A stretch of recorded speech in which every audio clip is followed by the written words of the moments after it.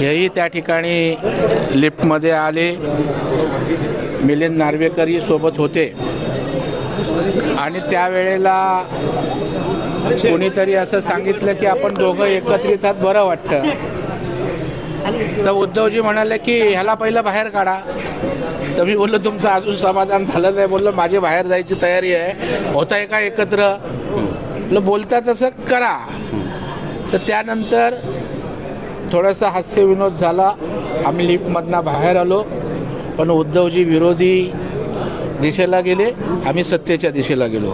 म्हणजे त्यांची मानसिकता विरोधी पक्षातच राहायची आहे, सत्तेच्या दिशेला ते आले नाहीत. त्याच्यामुळे आमचे दोघांचे दोन वेगळे मार्ग लिफ्टमधनं आल्यानंतर त्या ठिकाणी दिसून आले. पुढच्या अधिवेशनाकडे ते म्हणतायत की पुढचं अधिवेशन आमचं असेल, बाय बाय अधिवेशन आहे हे सत्ताधाऱ्यांचं.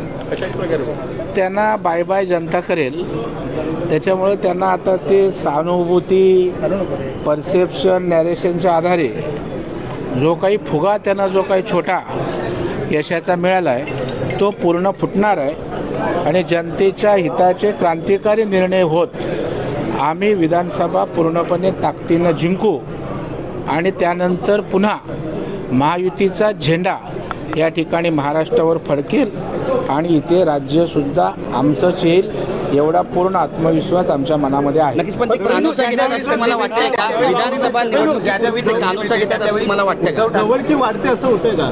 नाही, मला वाटतं हे बघा, राजकारणात आम्ही कोण एकमेकांचे कायम शत्रू नसतो. राजकीय त्या ठिकाणी आमचं वैमनस्य असतं आणि त्याच्यामुळं भेटलं तर बोलणं, संवाद साधणं महाराष्ट्राचा राजकीय एक चांगला असा संस्कार आहे. आणि त्याच्यामुळं असं विरोधी पक्ष नेते किंवा आम्ही एकत्रित जर भेटलो तर बोलणं किंवा गप्पा होणं यातनं वेगळा काय अर्थ काढायचं कारण आहे असं मला अजिबात वाटत नाही. ज्यावेळी संधी मिळते त्यावेळी ठाकरे कधी चेष्टेत कधी याच्यातनं तुमच्यावर राग व्यक्त करण्याची कोणती संधी मात्र सोडत नाही. आधीचे देखील आहेत. एक खरं आहे, म्हणजे मी विद्यार्थी सेनेत किंवा शिवसेनेत राज ठाकरे साहेबांसोबत काम करत होतो तेव्हापासूनचा राग अजून त्यांच्या पोटातनं गेलेला नाही आहे.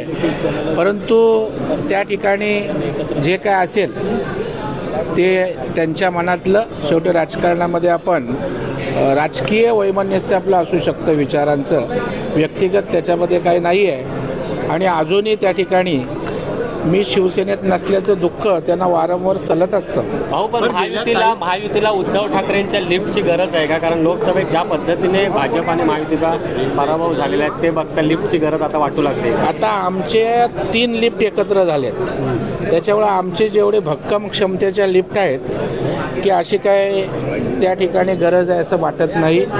तिन्ही पक्ष मजबूतीनं त्या ठिकाणी लढणार आहोत आणि आमच्या ताकदीवर राज्य येण्याची क्षमता आणि कुवत महायुतीमध्ये निश्चितच आहे. अंतर्गत खतखत जी आहे. नाही, कसं आहे, उद्धवजींना मी विद्यार्थी दशेपासून ओळखतो आणि त्याच्यामुळं मी तशा प्रकारचं वक्तव्य केलं की ते बोलतीलच त्या पद्धतीत होईल किंवा दाखवतील तसंच होईल असं अजिबात नसतं. अंतर्गत खतखत जी आहे ती भाजपमधली यानं कारणानं बाहेर येत असते. काही वेळापूर्वी एकनाथ खडसे आणि माधुरी मिसाळ बोलत असल्याचा एक व्हिडिओ व्हायरल होतोय. भाजपमध्ये मागून येणाऱ्यांना संधी लवकर मिळते असं वक्तव्य एकनाथ खडसे यांनी केलं. नाही, अशा प्रकारची कुठलीही खतखत अजूनही त्या ठिकाणी भारतीय जनता पार्टीत नाही, असायचं काही कारण नाही. खडसे साहेब काय बोलले हा त्यांचा व्यक्तिगत विषय आहे. खडसे साहेब भारतीय जनता पार्टीचे म्हणून त्या ठिकाणी बोललेले नाहीत, त्याच्यामुळे त्यांची ती व्यक्तिगत भूमिका, व्यक्तिगत मत असू शकतं. पण संजय शिरसाट म्हणतात की लिफ्टमध्ये दोन्ही नेते एकमेकांना डोळा मारतात असं चित्र सध्या तरी दिसतंय.